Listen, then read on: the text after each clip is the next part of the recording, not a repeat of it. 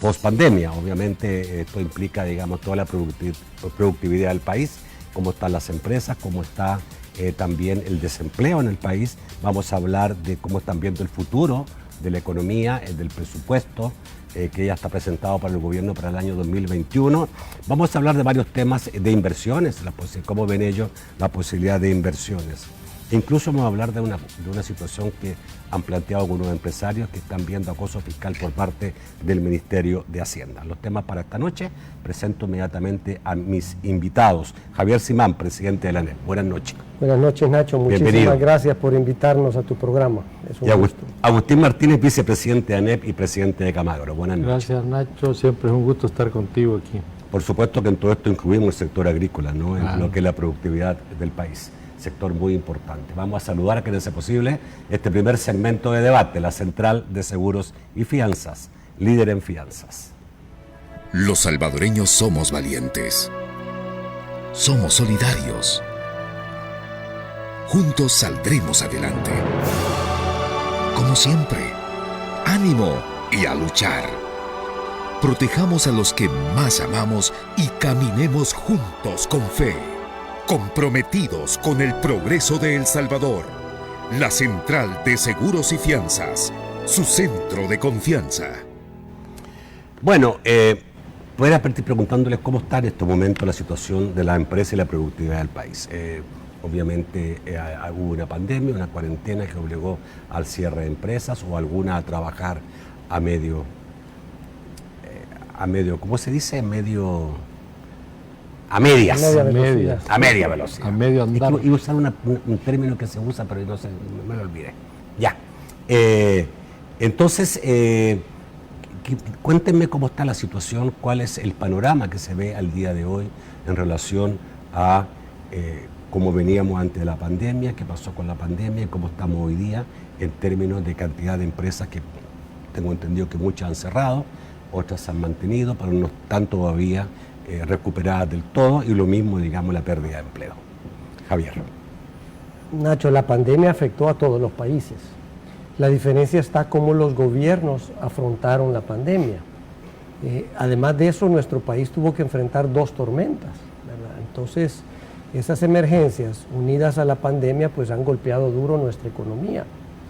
Como te digo, depende cómo es que los gobiernos la afrontan, y cuando tú ves los países vecinos, a pesar de la pandemia, todavía están en niveles positivos de crecimiento. Nuestro país, desafortunadamente... Perdón, Guatemala, Honduras, Nicaragua. Guatemala, Honduras y Nicaragua están su niveles, economía está en niveles positivos. Entonces, nosotros... ¿Cuánto? ¿0.5, 1? Pues Nicaragua está en cifras bastante, casi llegando al 10%. Entonces... ¿Nicaragua? Sí. Entonces, cuando tú... No me tienes que creer, métanse, yo invito a la población que revise los números, porque cuando alguien habla y dice que nuestro país está creciendo, no es cierto, Nacho. Nuestro país lo que ha pasado es que ha dejado de caer. Nuestra economía en el cierre cayó casi 20%. Se ha recuperado, nosotros calculamos que vamos a cerrar el año entre un 10 y un 12% negativo en comparación con enero, como íbamos. El gobierno proyecta que el otro año vamos a crecer 3.94%. Quiere decir que el otro año tampoco te vas a recuperar. Si estás en 12 y subís 4, te quedas siempre en menos 8. Claro, correcto. Entonces nos va a tomar 3 años regresar a donde estábamos en enero antes de la pandemia. Eso es preocupante, porque eso te indica que la actividad económica está paralizada y eso se traduce en falta de empleo.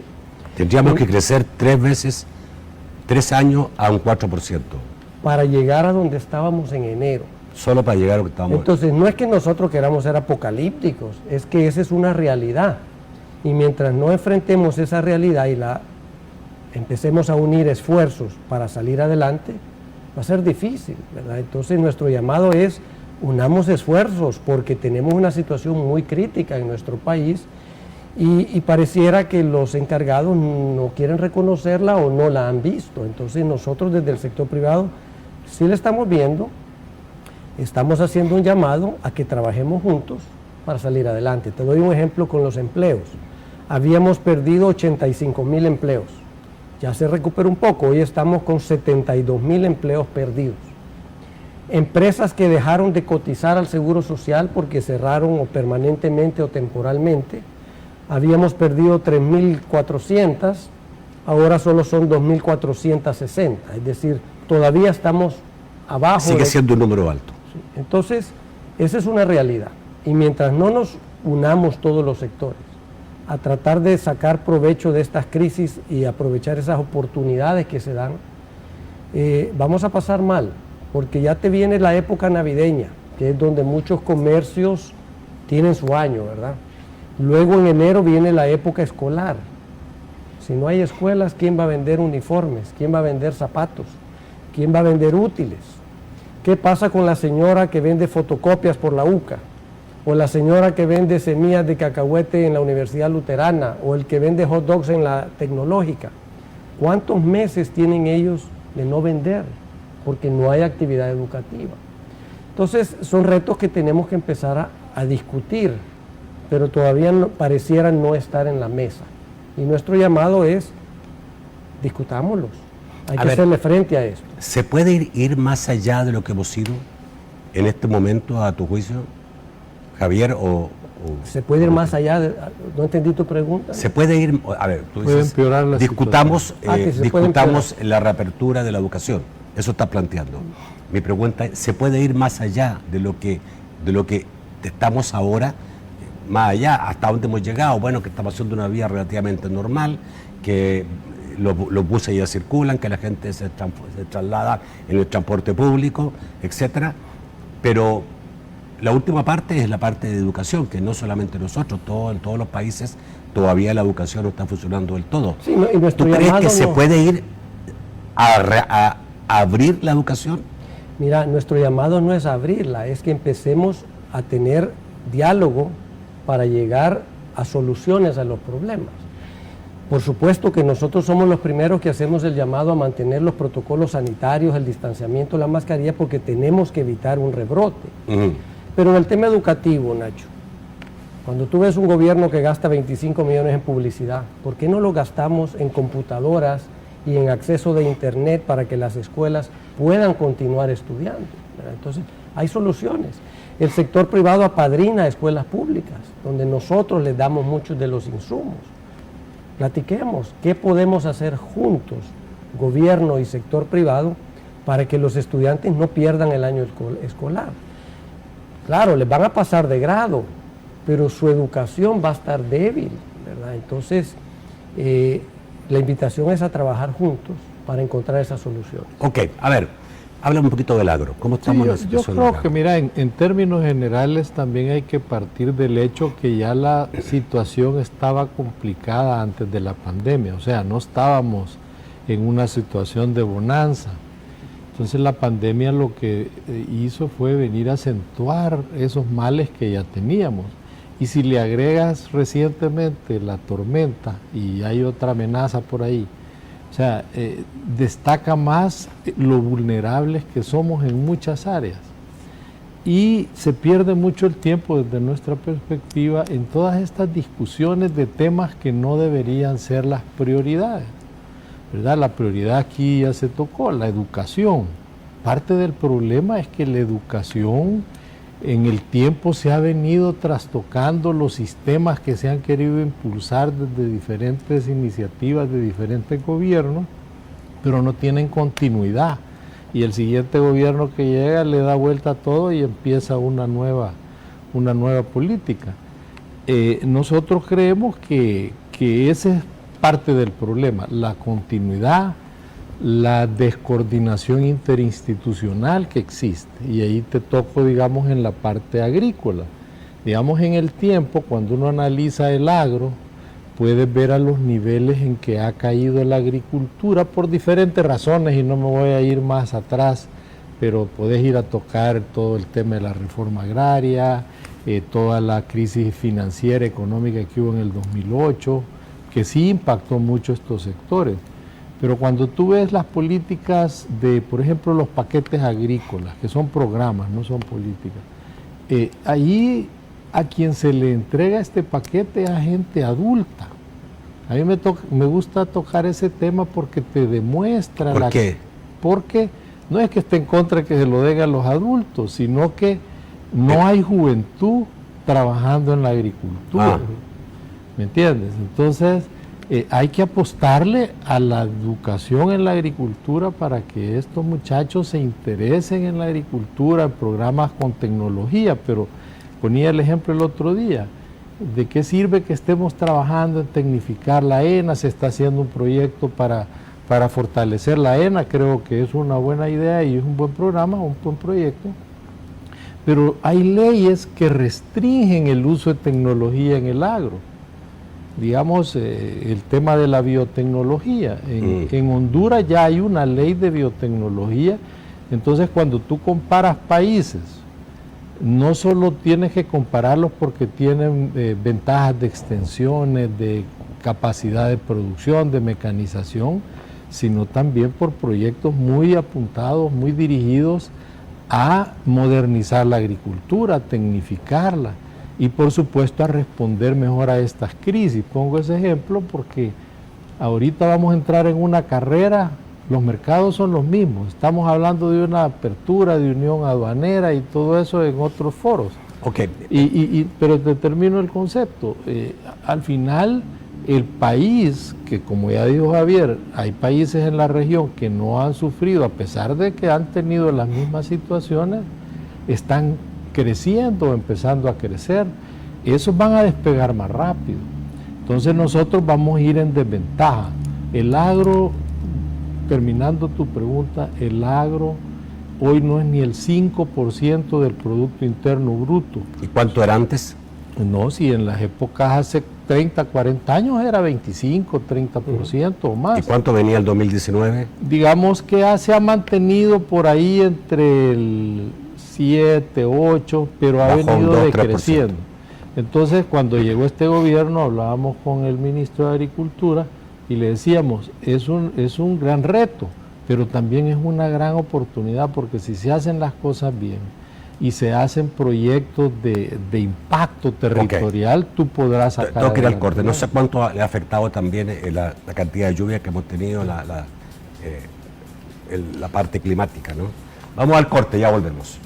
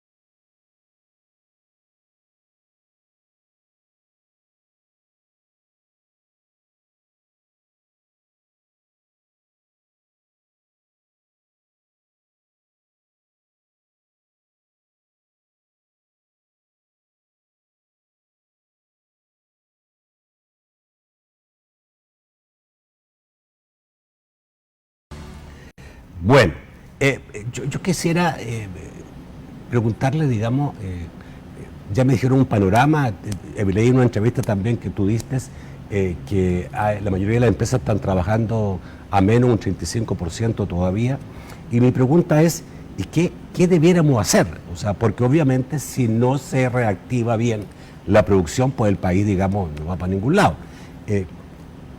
Lo único que tenemos es el fideicomiso. Esta ayuda a alguna empresa en préstamos o en subsidio de planillas, es lo único que aparentemente hay. No sé si hay algo más. ¿Qué más debiera haber? Y te pregunto si ustedes han evaluado este fideicomiso, ¿qué impacto está teniendo? Nacho, yo creo que esos son parches. Para darte un ejemplo, 70% de los salvadoreños buscan el sustento día a día, es decir, que ellos no están preocupados en el futuro, ellos están preocupados qué van a comer hoy.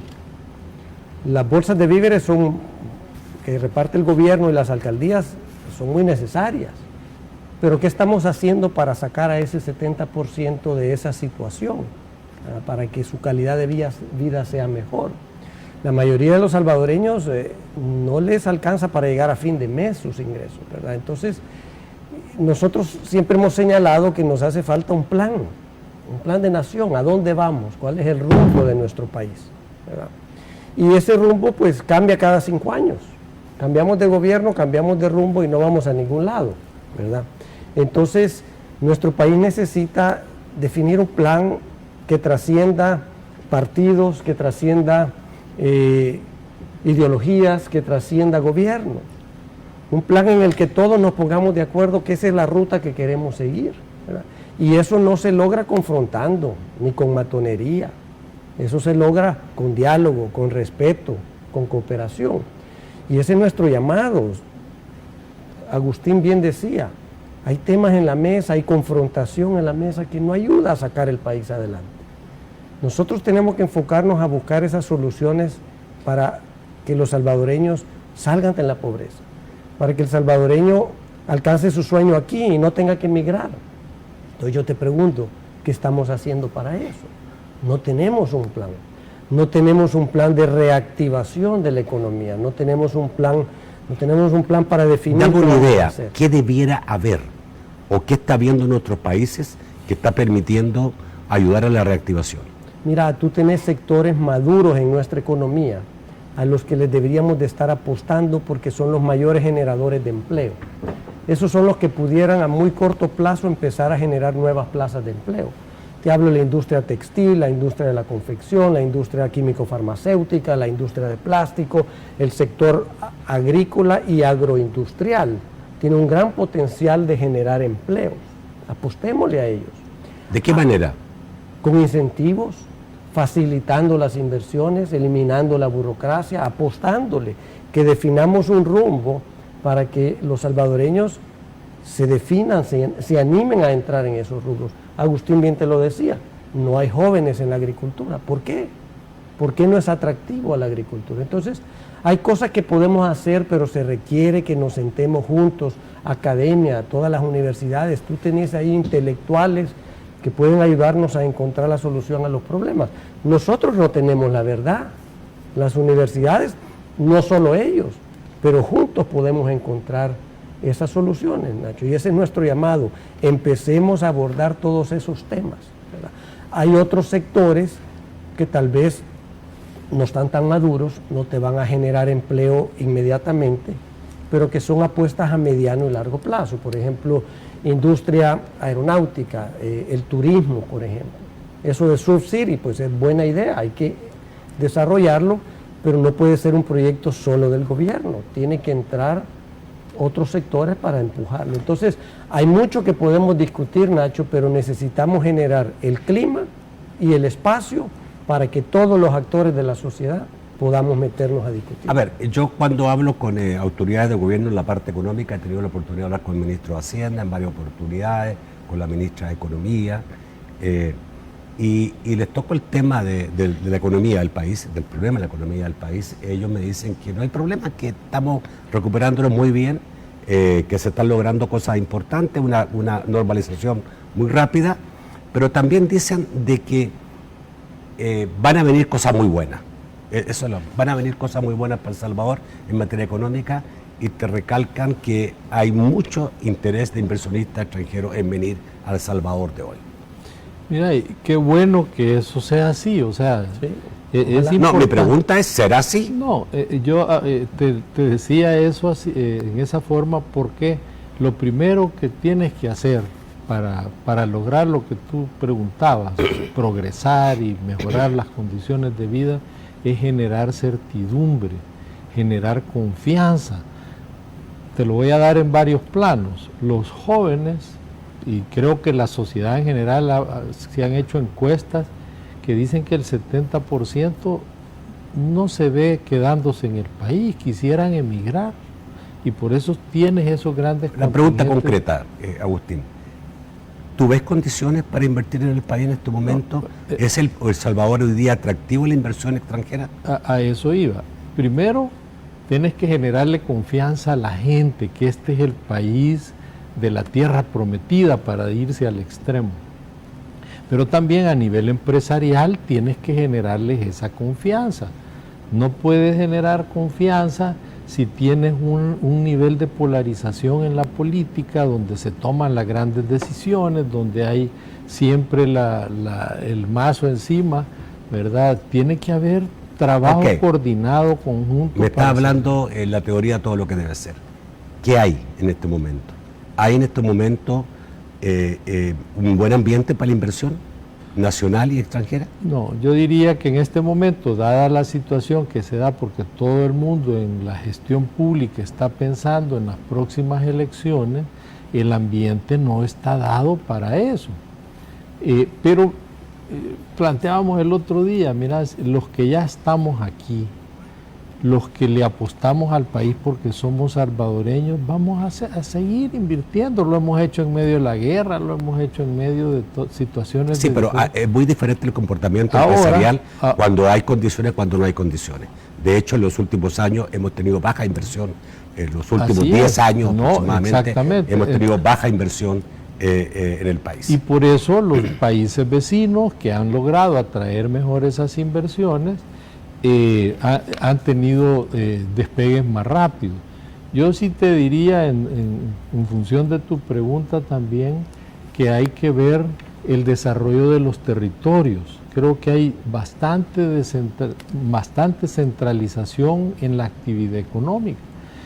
Aquí ha venido a tus programas un montón de gente hablándote de la descentralización política, pero esa descentralización política que está en función de los municipios y los votos y las comunidades que hay ahí, debería de verse como planes para desarrollarse económicamente. Por supuesto, también, y deberían haber departamentos de polo de desarrollo con diferentes características económicas. Generar incentivos a los que quieran ir a invertir en esos municipios. Y ahí la agricultura es una buena posibilidad, porque somos un territorio muy... Nosotros vemos grandes oportunidades. Lo que no vemos es certidumbre. ¿Por qué ve grandes oportunidades? El país, El Salvador, tiene grandes oportunidades, Nacho. El salvadoreño es muy laborioso, muy creativo, pero hemos dejado de apostarle al salvadoreño. El salvadoreño es emprendedor.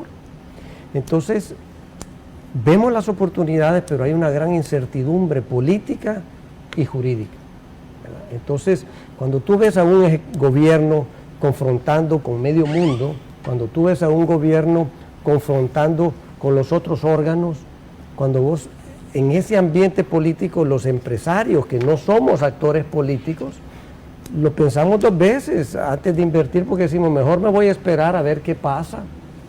Estás en un periodo electoral donde las decisiones del gobierno están muy orientadas a buscar un resultado electoral, entonces eso afecta la cancha. Y partiendo económica. de la base, y quiero ser muy directo en esto, partiendo de la base de lo que se cree que va a pasar y lo que muchos aseguran que va a pasar, que el 28 el partido de gobierno va a ser el partido principal en la Asamblea Legislativa y el gobierno va a tener a su favor la Asamblea Legislativa, eso le da tranquilidad y estabilidad política al país, la estabilidad que se necesita. Todo lo contrario, Nacho, porque cuando tú estás viendo un gobierno que es el primero en desobedecer la ley, cuando tú ves un gobierno que es el primero en irrespetar a los demás órganos, a las demás instituciones, que confronta con todos, con el sector privado, que se rehúsa a trabajar con el sector privado, ¿qué tipo de país vamos a tener? Entonces, y eso que es un gobierno que no tiene el poder total. ¿Qué va a pasar cuando un gobierno tenga también control de la Asamblea Legislativa? Entonces vemos mucha matonería, vemos mucho insulto, falta de respeto, mucho intento de desprestigiar a medio mundo. Entonces, esa no es la cancha en la que los empresarios jugamos. Nosotros estamos en la cancha económica, pero tenemos que ir a la cancha de los políticos a decirles, mire, lo que usted está haciendo está causando un gran daño aquí. Cuando hacemos eso, a los políticos y gobernantes, por supuesto que no les gusta, Nacho. Se enojan, no quieren que uno les diga lo malo. Pero eso que están haciendo los actores políticos está dañando la economía y le está quitando el futuro a los salvadoreños. Ok, vamos a ir ahora al otro tema, que es la parte meramente económica, financiera. ¿Ya?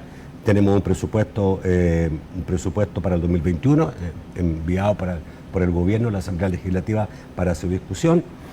Ya se ha dicho que este presupuesto tiene crecimiento inflado, básicamente sobre todo en IVA y renta, lo que significa, digamos, que no van a ser 600 millones o 1.000 millones los necesarios para poder financiar el presupuesto, sino que FUSADE, llegamos a decir, se va a requerir 3.000 millones de dólares. Y FUSADE dice, no sabemos de dónde van a sacar, a no ser que vayan a tomar algún tipo de medida de shock, se pueden llamar, como podría ser aumentar el IVA en más de 3-4 puntos. Algunos creen que más puede ser incluso, o aumentar impuestos como el alcohol y la cerveza, que no sé si sería tan importante. Otros plantean que se puede desdolarizar, que el gobierno podría llegar a desdolarizar, y con eso, digamos, claro, todo esto teniendo una asamblea a su favor. Pero también se está planteando, y algunos lo están pensando, que a lo mejor el gobierno podría nacionalizar el sistema de pensiones para tomar ahí donde hay 14.000 millones de dólares que son de la gente. Lo dejo planteado.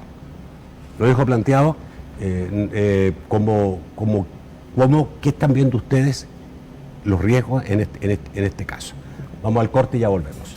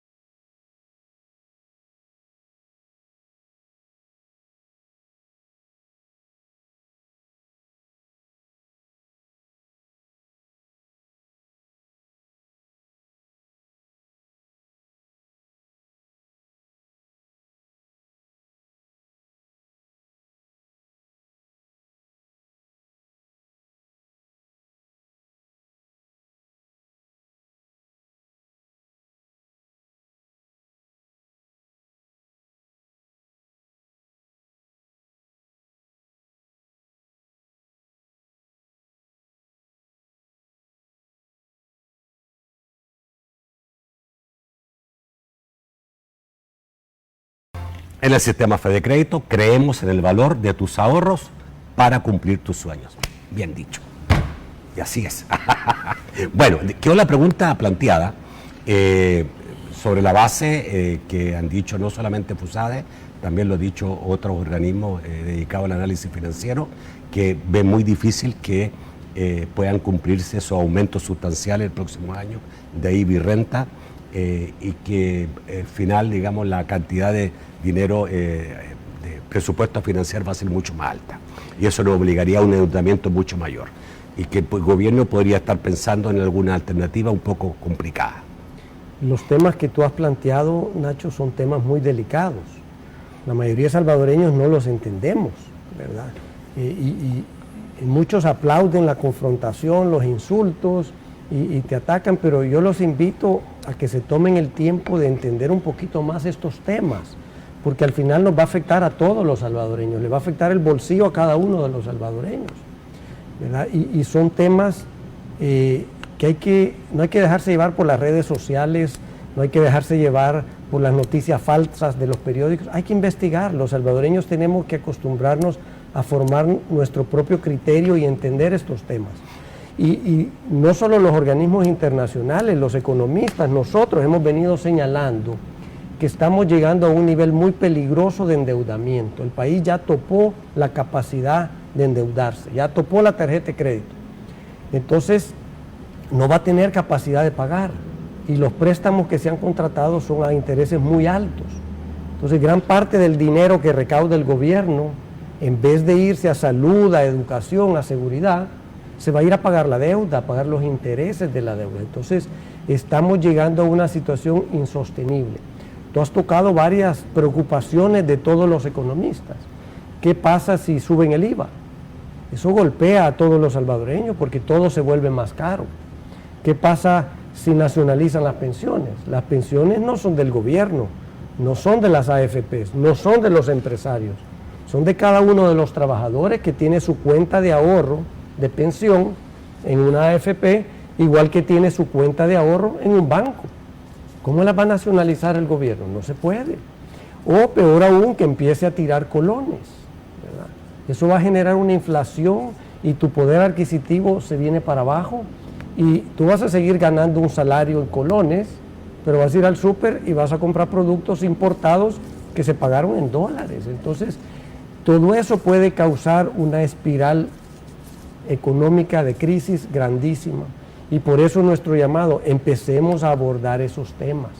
No podemos esperar a que la crisis se vuelva más grave para buscarle una solución. Hay que empezar a verlo desde ya para evitar llegar a esa situación.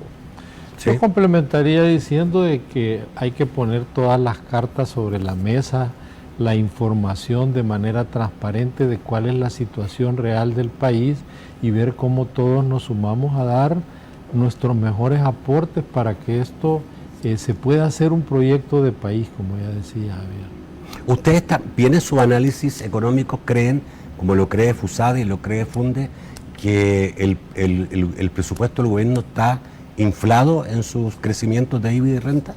Nosotros creemos que sí, Nacho, tal vez está sobreestimado en ingresos, es decir, ellos creen que van a recuperar en impuestos muchísimo más, pero la realidad es diferente porque las empresas que este año les ha ido muy mal por la pandemia, el impuesto lo pagan hasta el otro año, van a terminar pagando menos impuestos porque han perdido dinero. O sea, lo que se paga entonces más. La recaudación va a ser menor el otro año. Y el nivel de gasto, pues nos preocupa que no vemos ninguna medida de austeridad. Si todos nos estamos apretando el cincho, ¿por qué el sector público no? ¿Verdad? Entonces, ha crecido el presupuesto en los últimos años y este año está más de 1.000 millones más arriba que el año pasado, ¿verdad? Entonces, la pregunta es ¿de dónde vamos a sacar todo ese dinero para cubrir? Pero la pregunta más importante es ¿qué se está haciendo con el dinero que ya tiene el gobierno, ya sea de recaudación de impuestos, que son casi 4.600 millones al año, o el dinero que entró de los préstamos? Porque los rubros más importantes, que son salud, seguridad y educación, no vemos que hayamos mejorado, y no solo es de este gobierno. ¿Cómo ven la actuación de la Fiscalía en este caso que está ha allanado 21 oficinas del gobierno, entre ellos ministerios, para buscar, para procesar supuestas irregularidades que hay en las compras de equipos y de medicamentos, todo lo que se compró en la pandemia. Pues todos los salvadoreños queremos que se combata la corrupción, Nacho, y si hay indicios razonables de que ha habido corrupción en esas instituciones, es la labor del fiscal investigar, ¿verdad? Dependiendo de lo que encuentre, pues me imagino que procederán o no procederán por la vía judicial. Sí, cada institución tiene que hacer o cumplir su mandato constitucional y las instituciones tienen que funcionar de esa manera, ¿verdad? No obstruir unos a otros. Si se hubiera un buen equipo de país, de Estado, esos problemas se resolverían bastante fácil y nos volveríamos a enfocar en los temas que son realmente prioritarios. O sea, el control de las finanzas públicas es importante, pero hay temas que son básicos, la educación, la salud, que creo yo que deben de atenderse con mucha urgencia porque eso es parte del problema. Bueno, el presupuesto de 2021 sí lleva aumento en educación y salud. Sí, pero hay que ver en qué forma. O sea, aquí el país necesita muchas veces inversión más que gasto. Hay que ver resultados y metas y objetivos. Exactamente. El otro tema que quería tocarles es lo que hemos estado escuchando por boca de algunos empresarios que están sintiendo acoso, muchas empresas del país por parte del Ministerio de Hacienda, estableciéndole auditorías que van mucho más allá de lo que le permitiría la ley y que exactamente se están dirigiendo a quienes, digamos, el gobierno no considera amigos. ¿Es así eso? Definitivamente, Nacho. Yo voy a cederle la palabra a Agustín para que hable por todos los empresarios, pero yo te voy a hablar por mi caso. ¿Ya? Porque desde que yo llegué a ANEP, que el presidente me desconoció, comenzó el acoso del Ministerio de Trabajo, acoso del Ministerio de Hacienda. Yo tengo 28 auditorías y 59 requerimientos de información del Ministerio de Hacienda, todos casi de la misma fecha. Nosotros hemos brindado toda la información, hemos colaborado y ahí está y continuaremos, porque la función del Ministerio de Hacienda es auditar que todos estemos pagando nuestros impuestos, Nacho. Pero si hubiera realmente una sincera voluntad de recaudar el impuesto, se seguirían los procesos administrativos. Pero pareciera que esto es un acoso fiscal, una persecución política contra los que opinamos diferente, porque ellos no les importa si los casos, ellos van a la fiscalía. Pareciera que lo que les interesa es desprestigiar o dañar la reputación de todos los que opinamos diferente. Y a ellos no les preocupa si los casos se les caen después. Ellos quieren el show mediático de acusar a un empresario hoy, en el periodo electoral, porque les han asesorado que eso genera créditos políticos. A ver, pero Nacho, sí. Si a ellos no les importa que se les caigan, ¿por qué? Porque después le van a echar la culpa al fiscal que él no lo persiguió, o le van a echar la culpa al sistema judicial que no funciona, o le van a echar la culpa a la sala. Pero nosotros como empresarios, nosotros no nos metemos en el lodazal político a pelear con ellos. Nosotros seguimos las instancias judiciales. ¿Qué pasa cuando acudimos nuestro derecho a las instancias judiciales? Dicen que hemos comprado el sistema judicial. O sea que pareciera que no hay manera de que haya justicia en nuestro país. Y toda moneda tiene dos lados. Nacho, tú has tenido en tu programa funcionarios muy irresponsables, que no les importa difamar, destruir, pero a la larga la verdad va a salir a relucir. A ver, quiero preguntar exactamente por eso, me imagino que está refiriendo a la entrevista que le hice anteayer al ministro de Hacienda, donde yo le dije que había inquietud por acosos por parte del Ministerio de Hacienda a empresas. Él me dijo, acoso no hay, estamos haciendo nuestra labor de ir en contra de los evasores. Y hemos ido contra los evasores y nombró tu familia, tu apellido, diciendo como evasores. Y que eso era una cosa absolutamente legal que estaba dentro del margen de la ley. Y que además estaba ya confirmado por una cámara que una empresa de una persona apellido Simán, que no eres tú, había evadido 5.5 millones. Nacho, yo me retiré de los negocios de mi familia hace unos años, me independicé. si la intención del gobierno de Bukele es contra mí, que se siente conmigo y que discutamos cuáles son las inquietudes que tienen. Pero irse detrás de mi familia es cobarde. Y segundo, hay muchas irregularidades y actos arbitrarios que ellos han seguido. ¿Por qué? Porque a esa empresa la quisieron dañar creyendo que yo era el dueño, que yo era el representante legal. Utilizaron información falsa. Y eso yo no puedo hablar por esa empresa. Esa empresa ha seguido la instancia judicial y no me corresponde a mí hablar por ella. Yo te hablo por mí. He visto los hechos y yo no voy a entrar en un dime que te diré. La intención de ellos es muy clara. Es dañar la reputación del presidente de ANEP. Hoy soy yo. Mañana puede ser Agustín. Mañana puede ser otro empresario. Y le va a pasar lo mismo. Nuestra labor la vamos a seguir haciendo porque a nosotros en ANEP no nos eligió el presidente.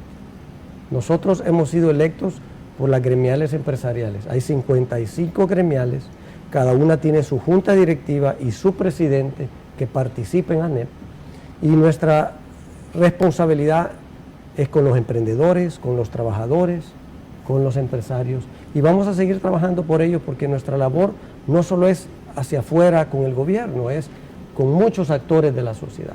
Entonces, en ese sentido, sí hemos visto el acoso no solo al presidente de ANEP, a mí en mi calidad de presidente, pero también a otros empresarios. Estamos viendo los jueves de evasores, con una intención de desprestigiar al sector privado. Estamos en total de acuerdo en que se audite. Es más, los más afectados con la evasión somos los empresarios, Nacho. Porque si yo tengo un negocio y pago impuestos, y tú tienes un negocio y no pagas impuestos, yo estoy en desventaja. Por supuesto que el sector privado es el primero en darle la bienvenida a que se combata la evasión y que trabajen con nosotros. Estamos dispuestos a trabajar de la mano con el Ministerio de Hacienda para identificar a esos evasores si dañan la economía. Son una competencia desleal para los empresarios formales, pero con una verdadera intención de aumentar la recaudación y de justicia. ¿Es real la cifra de 2.000 millones de dólares en evasión en el país? Por eso te decía, son cifras que se tiran, hay que ponerlas sobre la mesa. ¿Es real eso? Veamos por qué dicen que es real. Y de esa manera poder cooperar para que estas soluciones se corrijan. Mira, siempre ha sido así. Lo que tal vez está fuera de lugar es todo ese acoso mediático, digamos, porque el anunciar, tú preguntabas, ¿qué hay que hacer? Pues generar confianza. Eso no genera confianza que los funcionarios, las instituciones sigan los procesos administrativos correctos que están establecidos en la ley sin ir a esa presión mediática, porque siempre lo hemos dicho nosotros, si hay gente que está evadiendo, eludiendo, pues vayan y sigan los procesos con ellos, no respaldamos de ninguna... Se anunció la creación de una unidad en el Ministerio de Hacienda para investigar evasores en cuentas de paraísos fiscales. Y está bien, Nacho, esa es la función del Ministerio de Hacienda, pero que no satanicen a todos los empresarios como que todos los empresarios son malos o todos los empresarios son evasores. Si hay casos de evasión, hay que abordarlos y nosotros como sector privado estamos en la disposición de colaborar con el Ministerio de Hacienda para combatir eso. Pero tener compañías offshore no es en sí una ilegalidad. Pueden haber ciertas transacciones que sean ilegales, pero en sí, como bien dice Agustín, generemos confianza. ¿Quién va a venir a invertir al país si hay un acoso a los empresarios? Entonces, si hay una verdadera intención de recaudar los impuestos, sigamos la vía administrativa. Nosotros como sector privado podemos ponerles peritos que conocen de los negocios. Pero si su intención es desprestigiar, sí, siguen haciendo lo que están haciendo. Bueno, vamos al corte, ya volvemos.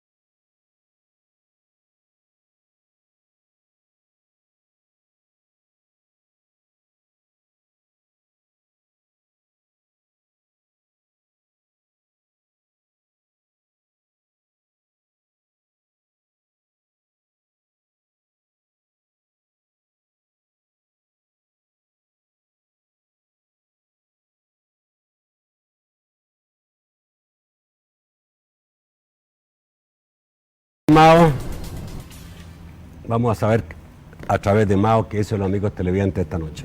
Buenas noches. Gracias, Nacho. Buenas noches a nuestros invitados. Comenzamos con la participación de Quique Palomo, que nos dice: si el gobierno realmente quiere ayudar al sector agropecuario, puede empezar con la reestructuración de las deudas en el Banco Hipotecario y en el Banco de Fomento Agropecuario. Félix Agreda Chachagua dice: excelentes invitados. Como pequeño empresario puedo decir, don Javier, se percibe como esperanza para salvar a nuestro país. Melvin Villalta nos dice: pregunte si la ANEP está al tanto de la evasión fiscal y qué les parece la nueva unidad antievasión. No se vale hablar de cacería de brujas. Rafael Mengíbar dice: ahora más que nunca urge un plan de desarrollo socioeconómico entre y para salvadoreños sostenido ante las nuevas realidades del país y el mundo. Más concertación y menos confrontación es la clave. El economista Óscar Manuel Batres escribe y nos dice: fuimos capaces de realizar un esfuerzo de más de 2 años para hacer un plan de nación durante el gobierno de Armando Calderón Sol, de 1994 al 99. Han pasado 4 gobiernos y el actual, ¿qué ha pasado? ¿Dónde hemos fallado como sociedad? ¿Qué más cambios necesitamos? Adalberto Guzmán escribe: empresas emitieron comunicados que cerrarían operaciones debido a la pandemia, pero vemos que aún se mantienen en operaciones. Quiere decir que se hizo buen manejo de la pandemia para que estas empresas hayan decidido quedarse y seguir con la inversión en nuestro país. Nuevamente Félix Ágreda nos dice: el gran problema es que el gobierno no quiere entender que la mayoría de empleos son generados por empresarios. También le generan recursos económicos que necesita.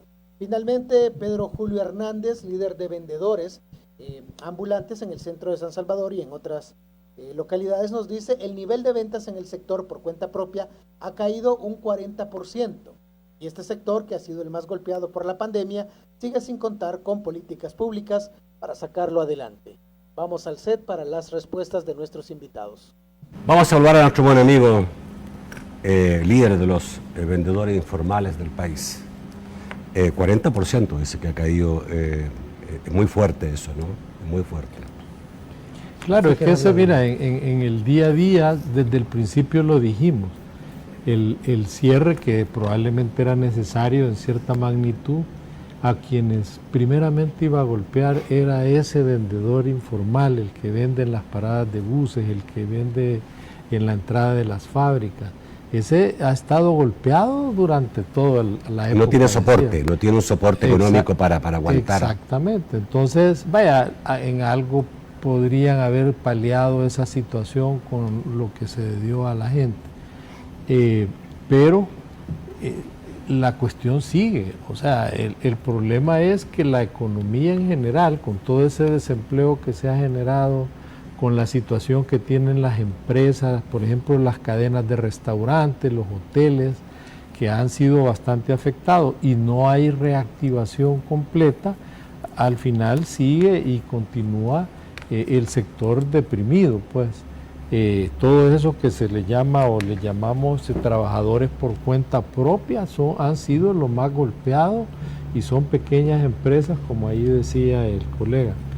Así que sí se requiere mucho ingenio, mucho trabajo, pero más que todo coordinación y esfuerzo coordinado para sacar adelante todo esto. Javier. Y es lo que hablábamos, Nacho, cuando un gobierno desarrolla un plan de nación por sí solo, después viene otro gobierno y lo desecha y saca un nuevo plan. Y eso es lo que pasa en nuestro país. Cada 5 años votamos todo lo que huela al gobierno anterior y nunca avanzamos. Por eso es importante desarrollar un plan de nación entre todos los sectores de la sociedad. Un plan en el que todos nos sintamos satisfechos, un plan que sea incluyente para que los gobiernos siguientes continúen en la misma ruta. Entonces, esta es una decisión de todos, no solo es de los gobiernos de turno. Y siempre hemos dicho, un gobierno por sí solo no va a sacar adelante el país. Necesita del apoyo de todos los sectores y de todos los salvadoreños. Y la única manera de lograr ese apoyo es diálogo, respeto y cooperación. Confrontando solo divide, siembra el odio y nos lleva a una desestabilidad social. Entonces, en ese sentido, el llamado para que trabajemos todos juntos. Tú hablabas de los vendedores informales por cuenta propia. Ese es un sector muy golpeado porque el transporte público estuvo cerrado por muchos meses. Y ese es el tráfico que genera la mayor venta de ellos. Pero no es el único sector. Mira, los sectores formales, la construcción está 36% abajo. El tema de la industria está 32% abajo. El comercio está 33% abajo. Las exportaciones de El Salvador están 21% abajo. Es decir, todos los sectores están duramente golpeados. Lo que pasa es que el sector informal no lo logras medir porque no reportan a Hacienda, no reportan al Seguro Social. Pero obviamente gente como Pedro Julio sabe exactamente cómo está la situación. Y con ellos pues hemos estado muy de cerca, fueron también muy golpeados por las 2 tormentas. Ahora vienen otras 2 tormentas que primero Dios no nos golpeen, pero todo eso afecta las ventas y los negocios de estos emprendedores, porque cada uno de esos trabajadores por cuenta propia es un emprendedor, Nacho. Entonces, tenemos que diseñar políticas que les ayuden a ellos a dejar de ser emprendedores y lleguen a ser empresarios, ¿verdad? Que tengan empresas formales. Ese es el reto que tenemos como nación. Claro, alguien decía de la pandemia, mira, no todo es malo. Hay cosas que se manejaron muy bien en la pandemia. Yo, gracias a Dios, no me he contagiado, pero conozco gente que se enfermó y ha recibido su kit del Ministerio de Salud, y el Ministerio de Salud está pendiente y lo llama y todo. O sea, hay cosas buenas. Nosotros no somos oposición, Nacho, no somos enemigos de nadie. No es que querramos que al gobierno le vaya mal. Queremos que le vaya bien, pero las cosas malas las tenemos que señalar, ¿verdad? Entonces, en ese sentido, reiterar nuestra voluntad de seguir trabajando con todos los sectores. Ok, alguien recordó que en el tiempo del presidente Calderón Sol se hizo un plan de desarrollo económico que participaron diferentes sectores y gente de mucho valor. Y me recuerdo que se terminó después de 2 años aproximadamente con un trabajo que quedó por escrito. Pero bueno, como somos los salvadoreños, hacemos muchos estudios, pero al final no lo implementamos. Mira, yo creo que eso lo apuntaba Oscar Batres, creo que aquel se ha vuelto bastante estudioso y pone siempre la tilde en la I donde debe ponerla. Y creo que ese es un tema importante para recoger el esfuerzo histórico que se ha hecho en muchos temas. Ese trabajo fue apoyado por organismos multilaterales, con equipos multidisciplinarios que se recorrieron el territorio para definir acciones bien concretas para un desarrollo territorial. De ahí salió un poco la idea del Puerto de la Unión, que mira, está paralizado porque no hubo continuidad, no hubo acuerdo político del momento, y hoy a la gente ya se le olvidó, pero son esfuerzos que se han hecho como país y que deberíamos de ponerlos en la agenda para rescatarlos, para darle prioridad a donde debe de ponerse la prioridad. Así que buen llamado, Oscar, te agradezco. Gracias por estar esta noche. El tiempo pareciera una hora largo, pero al final se termina siendo corto y quedan siempre temas que no alcanzamos a tratar. Muchísimas gracias, Javier. Gracias, Nacho, por esta oportunidad. No, gracias, Agustín. Igual, siempre a la orden. Ahí lo veo. En el gym. Claro, hay que hacer gimnasia. Bueno, ahí lo veo, Agustín. Bueno, gracias a usted, amigo televidente. Yo lo espero mañana a las 8 de la noche en un nuevo programa de debate. Que pasen muy buenas noches.